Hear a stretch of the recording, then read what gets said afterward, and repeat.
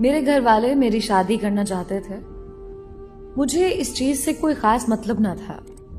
घर वालों ने एक लड़की देखी और पसंद की। मुझे तस्वीर दिखाई गई। मुझे तो एक आम सी लड़की लगी, कोई खास चीज तो नजर ना आई। मैंने कहा आप लोगों को पसंद है तो हाँ कर दें। मंगनी हो गई। मैंने ना तो कभी कॉल की ना कभी उनके घर गया। मुझे इन सब चीजों की फिक्र ही ना थी। मैं अपनी जिंदगी में खुश था। अच्छा कमा लेता था, अपना काम था, ऊपर फ्लैट था, बाहर से खाना खाता और सो जाता। पूरा दिन नीचे काम पर गुजारता था। दिल किया तो घर भी चले जाते थे हम। शादी का दिन आ गया। मैंने घर कहा बस निकाह करो और कोई रस्म वगैरह रहने दो। मुझे बस यही था, एक लड़की की जिम्मेदारी उठानी है बस। खाने पीने और जो वो जरूरत की चीजें मांगे ला दो बस। मतलब कि शादी ना भी होती तब भी अपना गुजारा हो रहा था। शादी हो भी जाए तो फर्क तो आना नहीं था। शादी हुई, लड़की को घर ले आए। बाकी वो जो रस्म वगैरह होती है ये तो सब घर वालों की होती है।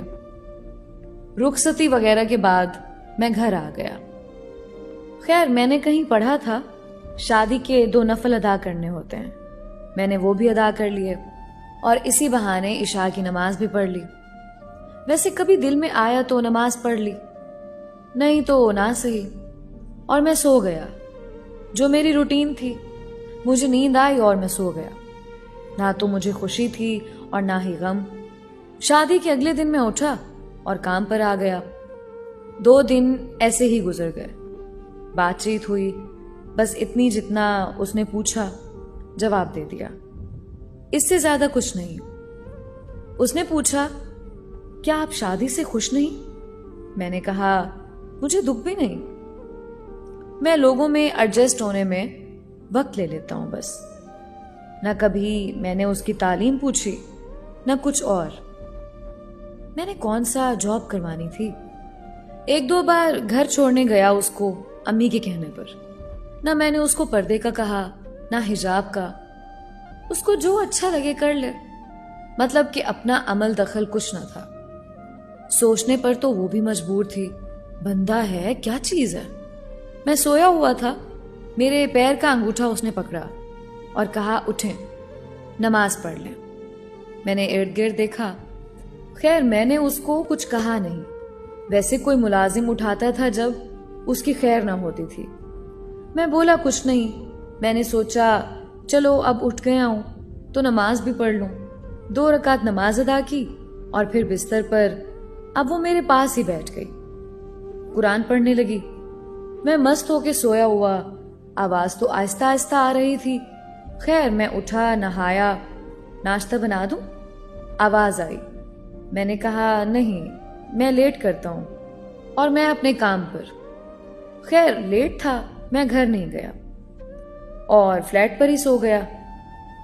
अगले दिन मैं घर गया तो अम्मी ने क्लास ली कि घर क्यों नहीं आया, अब तेरी शादी हो गई है, जितना मर्जी लेट हो जाए घर आना है।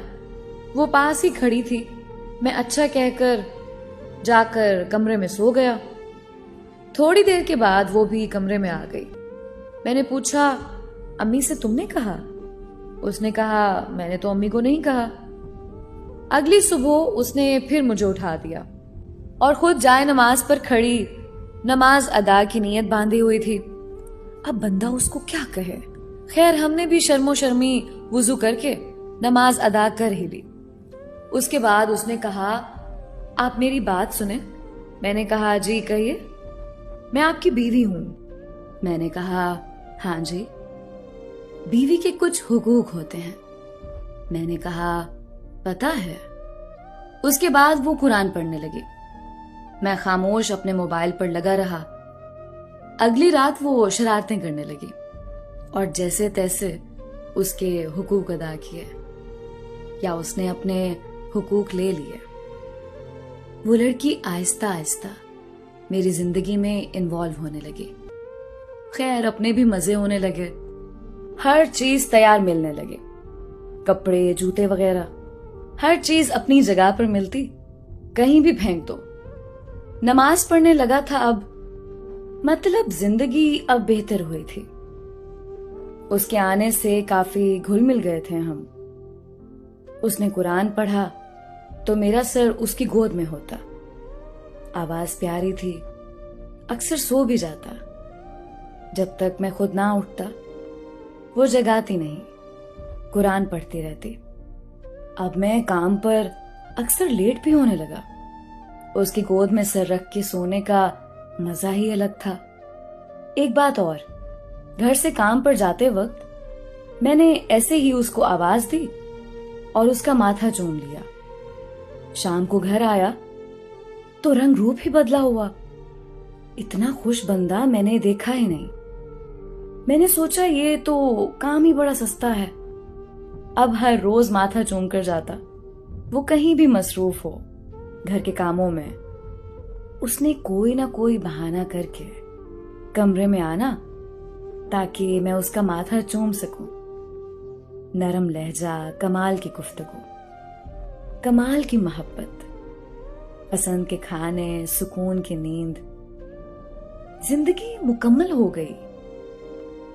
जिंदगी में लोग कैसे खामोशी से दाखिल होते हैं और आप पर हुक्मरानी करने लगते हैं। क्या जुर्रत हमारी जो इनकार कर सके उन्हें। कई बार तो दिल निकाल कर देने को भी दिल किया।